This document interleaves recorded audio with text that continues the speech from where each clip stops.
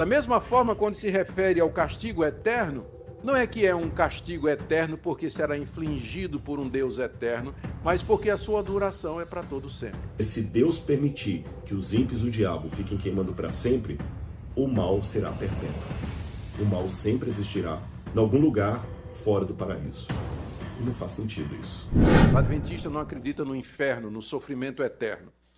Eles ensinam que Satanás, seus demônios e todos os maus, os ímpios, eles serão aniquilados e completamente destruídos. O castigo deles vai ser deixar de existir.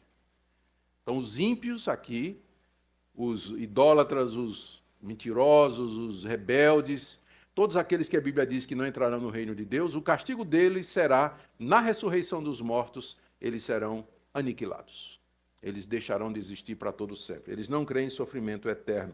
Aliás, Ellen White diz que a teoria do castigo eterno é uma das doutrinas falsas que constitui o vinho das abominações da Babilônia.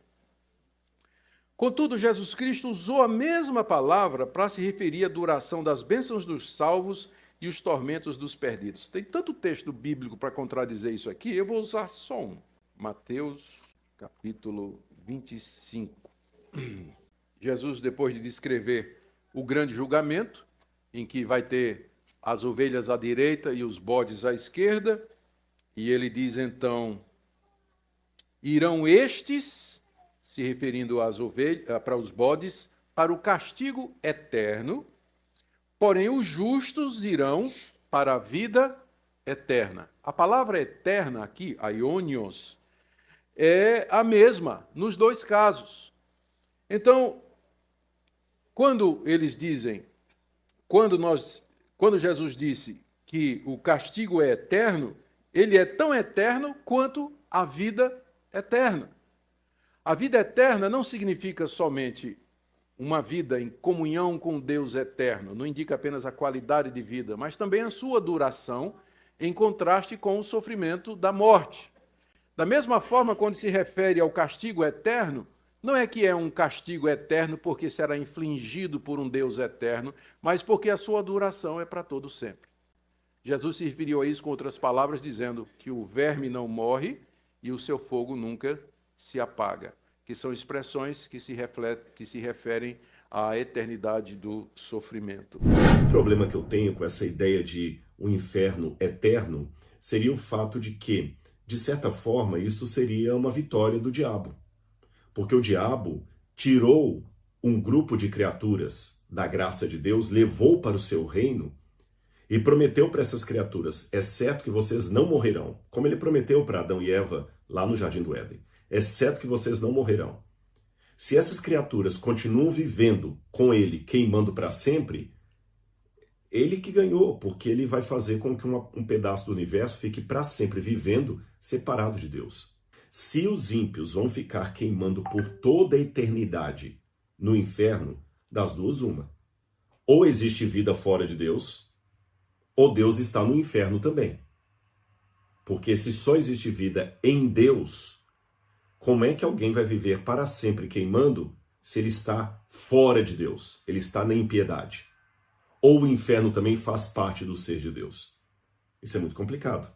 Então, falar que os ímpios vão queimar para sempre na ausência de Deus não faz sentido, porque vida só em Deus.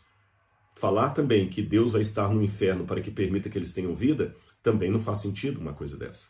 Judas, no verso 7, fala da destruição de Sodoma e Gomorra. E fala assim, ó, igualmente Sodoma, Gomorra e as cidades vizinhas que também se entregaram à imoralidade e adotaram práticas contrárias à natureza, foram postas como exemplo do fogo eterno.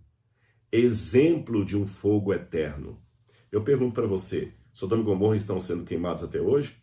A cidade foi consumida pelo fogo, mas o fogo não continua até hoje. Sodoma e Gomorra não continuam queimando. Então a própria Bíblia me mostra que em determinadas situações, a expressão idiomática fogo eterno não significa um fogo que vai ficar queimando para sempre, mas significa um fogo de, como é que eu diria para vocês?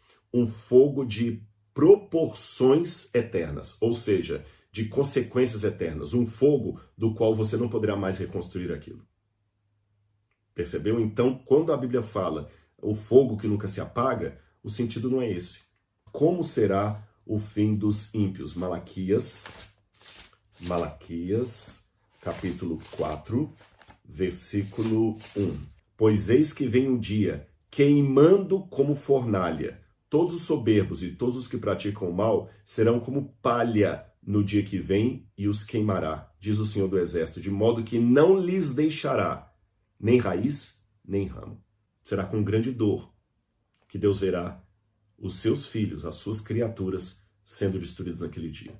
Mas, na minha opinião, esse fogo que desce do céu e consome os ímpios depois do milênio, ele é real, esse fogo do juízo, ele é literal, mas ele não é um fogo comum, porque ele produz tormento e não queimadura. É o fogo da ausência absoluta de Deus. E, na minha opinião, ele não ficará queimando para sempre.